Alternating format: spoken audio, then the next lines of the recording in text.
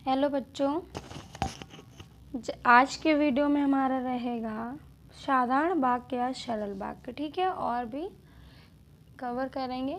इससे पहले हमने पढ़ा था वाक्य के भेद। ठीक है, और अब सारा कुछ जो कि हम वाक्य विचार पढ़ रहे थे तो उसमें सारा वाक्य से ही रिलेटेड हमने कवर किया था। ठीक है, तो जो भी लोग चैनल में नए आए हैं वो प्लीज़ चैनल को फटाफट से सब्सक्राइब कर लेंगे, साथ ही अपने नोटिफिकेशन को भी ऑन कर लेंगे। ठीक है, चलिए स्टार्ट करते हैं आज की अपनी क्लास को। देखिए, साधारण वाक्य या सरल वाक्य तो क्या है? जिन वाक्यों में एक ही क्रिया होती है। साधारण वाक्य क्या, एक ही क्रिया होगी, उसमें खास तौर पे एक ही कर्ता होगा, वे साधारण वाक्य आपके कहलाते हैं। जिसमें सिंपल सा एक ही क्रिया होगी, एक ही कर्ता होगा, वो हमारे कौन से वाक्य हो जाएंगे? साधारण वाक्य। ठीक है, या आपके सरल वाक्य। ठीक है, दूसरे शब्दों में क्या कह सकते हैं? तो जो दूसरे शब्दों में है वो थोड़ा कठिन है। ठीक है, जो पहली परिभाषा है वो आपकी सही है। जिन वाक्यों में केवल एक ही उद्देश्य और एक ही विधेय होता है उन्हें साधारण या सरल वाक्य कहते हैं। यहाँ थोड़ा उद्देश्य और विधेय थोड़ा अटपटा और कठिन हो जाएगा, जो कि याद करना थोड़ा सा मुश्किल होता है। ठीक है, लेकिन एक ही क्रिया और एक ही कर्ता, वे हमारे कौन से वाक्य कहलाते हैं? साधारण वाक्य कहलाते हैं। ओके, फिर अगर हम जानेंगे, इसमें एक उद्देश्य और एक ही विधेय रहते हैं। जैसे बिजली चमकती है, ठीक है, इसमें एक ही क्रिया है, एक ही कर्ता है। ठीक है, पानी वर्षा तो साधारण है आपका। ठीक है, इन वाक्यों में एक ही एक उद्देश्य तथा और एक ही एक कर्ता विधेय अर्थात क्रिया है। ठीक है, अतः ये आपके साधारण या सरल वाक्य हैं। ओके, नेक्स्ट देखेंगे मिश्रित वाक्य। नेक्स्ट हमारा क्या है? मिश्रित वाक्य। ठीक है, मिश्रित वाक्य में क्या है? देखिए, मिश्र मतलब मिलना। ठीक है, सिंपल सा आपका दिया है, मिश्रित यानी कि मिलना।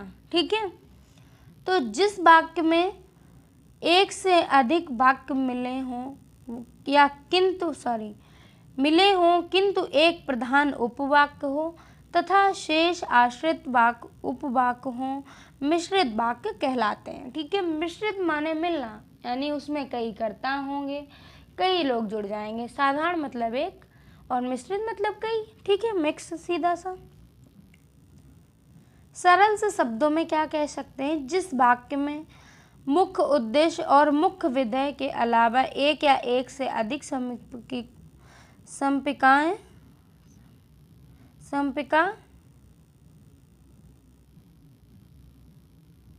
ठीक है, एक या एक से अधिक समपिका क्रियाएं हों उसे मिश्रित वाक्य कहते हैं। ठीक है,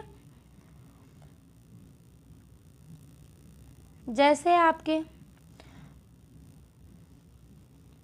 जब दो ऐसे वाक्य मिले, एक मुख्य उपवाक्य हो, ठीक है, तथा एक आपका गौड़ अथवा आश्रित उपवाक्य हो, तब उससे आपके मिश्र वाक्य बनते हैं। जैसे मेरा दृढ़ विश्वास है कि भारत जीतेगा। ठीक है, सफल वही होता है जो परिश्रम करता है। उपयुक्त वाक्यों में क्या है? मेरा दृढ़ विश्वास है कि तथा सफल वही होगा। ठीक है, होता है वे आपका उपवाक्य है। ओके, भारत जैसे और क्या दिया है? भारत जीतेगा, तो जो परिश्रम करता है वह गौड़ है आपका। ठीक है, और गौड़ उपवाक्य, इसलिए ये हमारा कौन सा वाक्य हो जाएगा? मिश्रित वाक्य हो जाएगा। अब दूसरे शब्दों में जान लेते हैं। ठीक है, दूसरे शब्दों में क्या है? जिन वाक्यों में एक प्रधान मुख्य उपवाक्य हो और अन्य आश्रित गौण उपवाक्य हों तथा जो आपस में कि, जो, क्योंकि, जितना, उतना, जैसा, तब, जब, तब, वहाँ, जहाँ, वहाँ, जिधर, उधर, अगर आदि, तो, यद्यपि, तथापि, ठीक है, आदि से मिश्रित मिले जुले हों उन्हें हम क्या कहेंगे? मिश्रित वाक्य कहते हैं। ठीक है, आप नोट कर लीजिएगा, नोट लगा के मोटा मोटा लिख लीजिएगा। ये चीज़ें या ये वाक्य हमें वर्ड मिलेंगे तो वहाँ हमारा सिंपल सा मिश्रित वाक्य निकल के आएगा। ठीक है, थोड़ा और है, उसको भी जान लेते हैं। इनमें एक मुख्य उद्देश्य और मुख्य विधेय के अलावा एक से अधिक, जैसे आपकी संपिकाएं, ठीक है, समापिका क्रियाएं होती हैं। जैसे मैं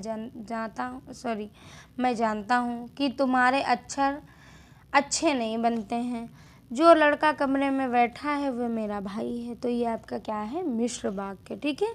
यदि परिश्रम करोगे तो उतने होगे। मिश्र वाक्य में आपका मुख्य उद्देश्य, मुख्य विधेय जो वाक्य बनता है उसे उपवाक्य कहते हैं, ठीक है। ये सारा कुछ नहीं जानना है। आ जाते हैं संयुक्त वाक्य पर, ठीक है। टाइम बर्बाद ना करते हुए सीधा आते हैं संयुक्त वाक्य पे। संयुक्त वाक्य आपके क्या होते हैं? संयुक्त मतलब आपके कई, ठीक है, कई सारे।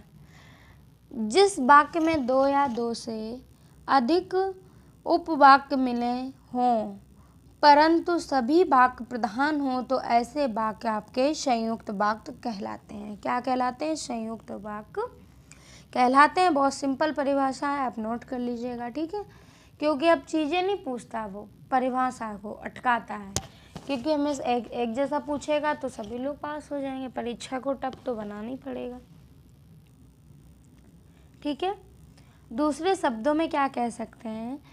जिन वाक्यों में दो या दो से अधिक सरल वाक्य योजकों और एवं तथा या अथवा इसलिए अतः फिर भी तो नहीं तो किंतु परंतु लेकिन पर आदि से जुड़े हों उन्हें संयुक्त वाक्य कहते हैं, ठीक है। अब सरल शब्दों में जान लेते हैं। सरल शब्दों में क्या है हमारा? जिस वाक्य में साधारण अथवा मिश्र वाक्यों का मेल संयोजक अव्ययों द्वारा होता है उसे संयुक्त वाक्य कहते हैं। जैसे वह सुबह गया और शाम लौट आया, प्रिय बोलो पर असत्य नहीं बोलो, उसने बहुत परिश्रम किया किंतु सफलता नहीं मिली, ठीक है। आपके इसी तरह के वाक्य हैं।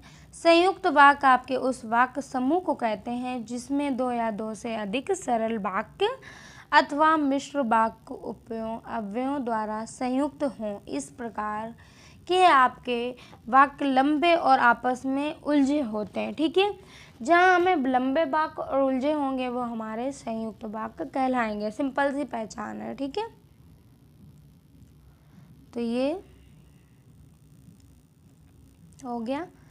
इसी प्रकार मैं आया और वह गया, इस वाक्य में दो सरल वाक्य हैं, जोड़ने वाला संयोजक और यहाँ पर याद करने की बात कही कि संयुक्त वाक्यों में प्रत्येक वाक्य अपनी सत्ता बनाए रखता है। एक वाक्य दूसरे पर आश्रित नहीं होता है, केवल संयोजक अव्यय उन स्वतंत्र वाक्यों को मिलते हैं।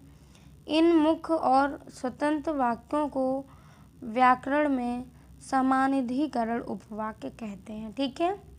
चलिए नेक्स्ट देखेंगे। नेक्स्ट हमारे क्या हैं? वाक्य के भेद और अर्थ के आधार पर। वाक्य के भेद अर्थ के आधार पर, ठीक है। तो पहले आपके सरल वाक्य हैं, कितने होते हैं? सिंपल से क्या पूछा जाता है? अर्थ के आधार पर वाक्य के मुख्य रूप या कितने हैं, ठीक है। तो 8 हैं, मोटा मोटा सा, ठीक है। कितने हैं? 8। तो कैसे? आपके सरल वाक्य, ठीक है, पहले नंबर पे। दूसरे में निर्देशात्मक वाक्य, प्रश्नवाचक वाक्य हो जाएगा जिसमें हम प्रश्न पूछते हैं, ठीक है। आज्ञावाचक वाक्य और संकेतवाचक वाक्य, ठीक है। संकेतवाचक वाक्य और विस्मयादिबोधक वाक्य और विधानवाचक वाक्य और इच्छावाचक वाक्य। तो ये हमारे 8 प्रकार के वाक्य हो गए, कहीं नोट कर लीजिएगा आप लोग, ठीक है। फिर हम आते हैं सरल वाक्य में। तो सरल वाक्य आपके क्या हैं?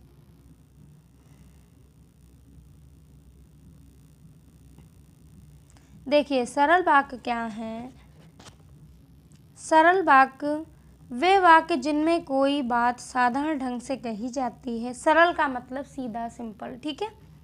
वे आपके सरल वाक्य कहलाते हैं। राधा ने बाली को मारा और राधा खाना बना रही। राधा खाना बना रही थी। सिंपल सा।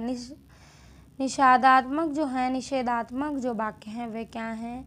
जिन वाक्यों में किसी काम के ना होने या ना करने का बोध हो उन्हें हम क्या निषेधात्मक वाक्य कहते हैं। आज वर्षा नहीं होगी, क्योंकि नहीं के रूप में इसको जान सकते हैं। ठीक है, ज़्यादा इधर उधर को घसीटते नहीं, सिंपल सा नहीं के रूप में इसको जानते हैं। ठीक है, आज वर्षा नहीं होगी, आज मैं घर जाऊंगा। ठीक है, नेक्स्ट है हमारा प्रश्न। तो प्रश्न तो आपका प्रश्न करना। ठीक है, वे जिसमें प्रश्न पूछने का भाव प्रकट हो प्रश्नवाचक वाक्य कहलाता है। रावण ने राम को क्यों मारा?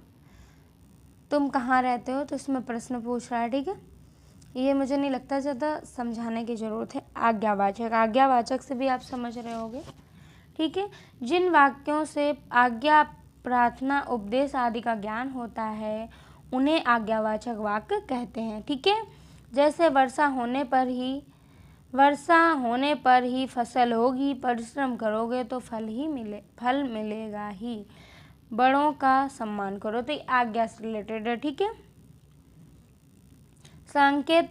तो संकेत का भी आपको ज़्यादा समझाना नहीं, सिंपल सा इशारे से। ठीक है, जिन वाक्यों में शर्त संकेत का बोध होता है, यानी एक क्रिया का होना दूसरी क्रिया पर निर्भर होता है, उन्हें संकेतवाचक वाक्य कहते हैं। ठीक है, तो यदि परिश्रम करोगे तो अवश्य ही सफल होगे। पिताजी अभी आते तो अच्छा होता, अगर वर्षा होगी तो फसल भी होंगी।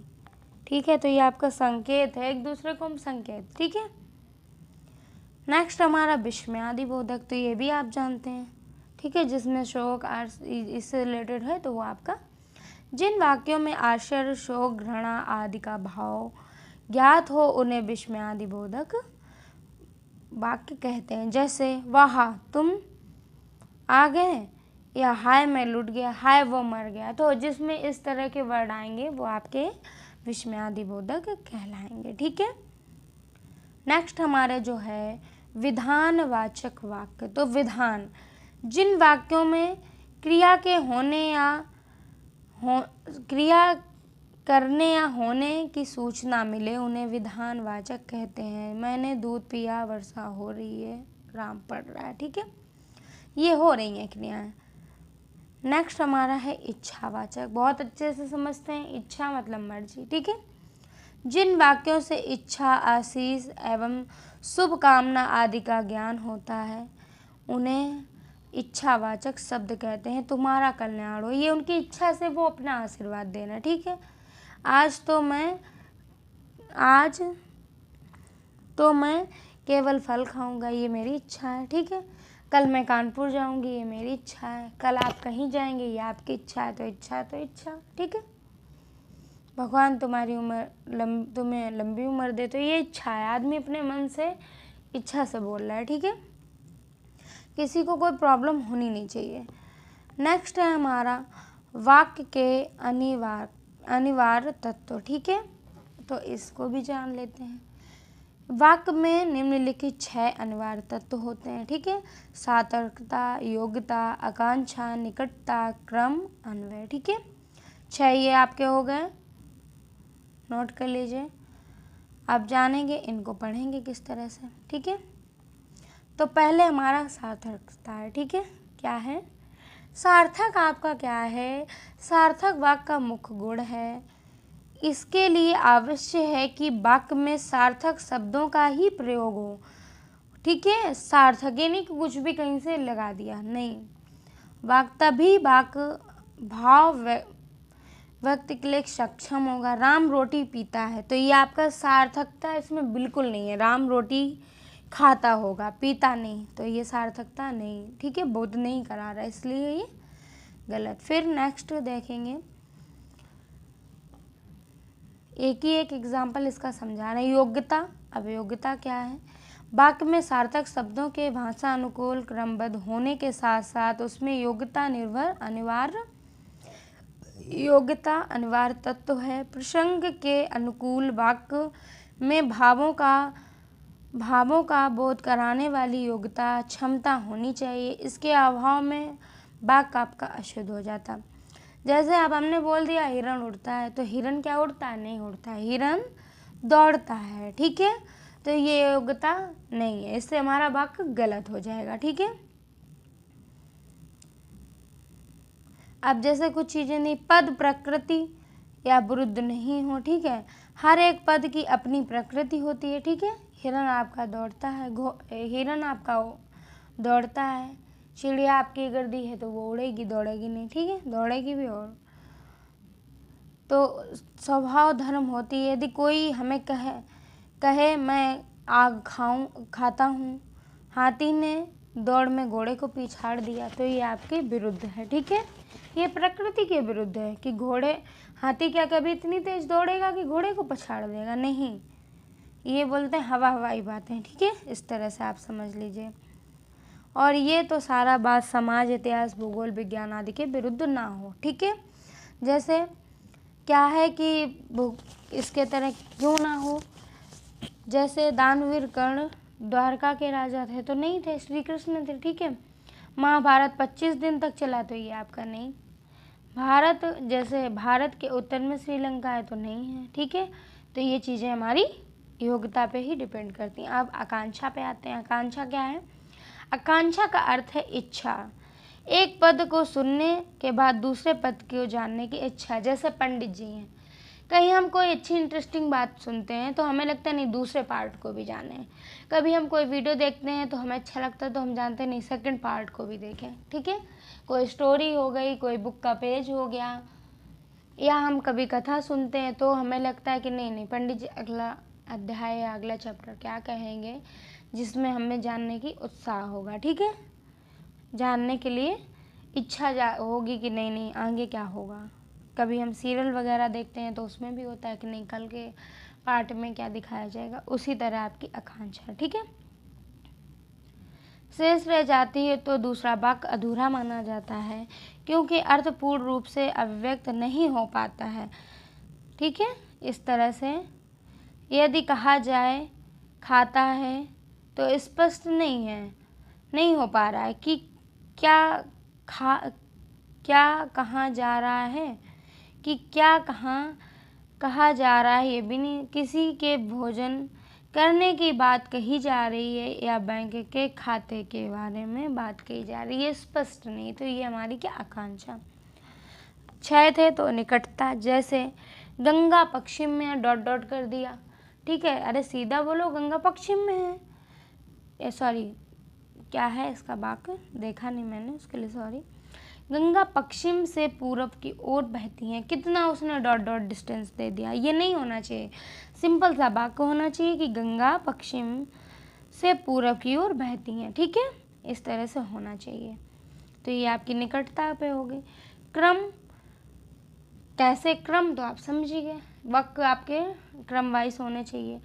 क्रम से तात्पर्य आपका पद क्रम, सार्थक शब्दों को भाषा के नियमों के अनुरूप क्रम में रखना चाहिए। ठीक है, वाक्यों में शब्दों के अनुकूल क्रम के अभाव में अर्थ का अनर्थ हो जाता है। जैसे नाव में नदी, तो नहीं बोल सकते नदी में नाव है, ये हमारा शुद्ध वाक्य है। ठीक है, क्रम है, अगर हम आगे पीछे कर देंगे तो वाक्य गलत हो जाएगा। तो ये आपका क्रम हो गया। नेक्स्ट अन्वय, तो ये आपका क्या होता है?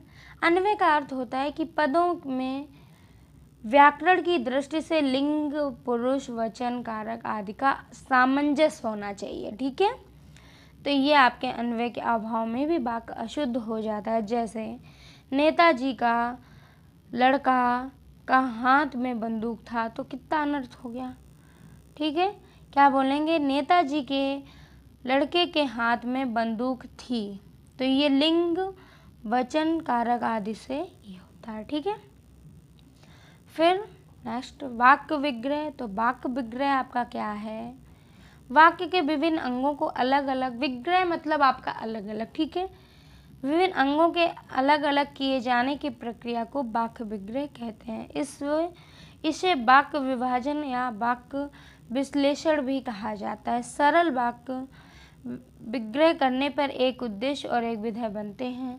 संयुक्त वाक्य में योजक को हटाने पर 2 स्वतंत्र उपवाक्य यानी 2 सरल वाक्य बनते हैं। मिश्र वाक्य में से योजक को हटाने पर दो अपूर्ण उपवाक्य बनते हैं। जैसे सरल वाक्य बराबर एक उद्देश्य और एक विधेय होता है। ठीक है, सरल वाक्य प्लस सरल वाक्य, ये आपके एग्जाम्पल हैं।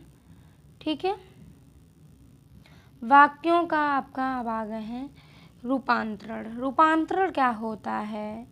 किसी वाक्य में अर्थ परिवर्तन किए बिना उसकी रचना को परिवर्तन की प्रक्रिया वाक्यों का रूपांतरण कहलाती है। एक प्रकार के वाक्य को दूसरे प्रकार के वाक्यों में बदलना, ठीक है, वाक्य परिवर्तन या वाक्य रचनांतरण कहते हैं। ठीक है, कहलाता है हमारा।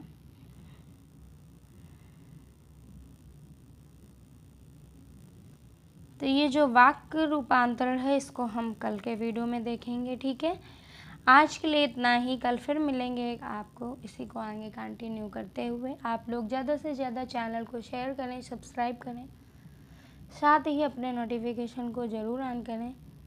ठीक है, ताकि जो आने वाला वीडियो हो आपको टाइम टू टाइम प्रोवाइड होता रहे।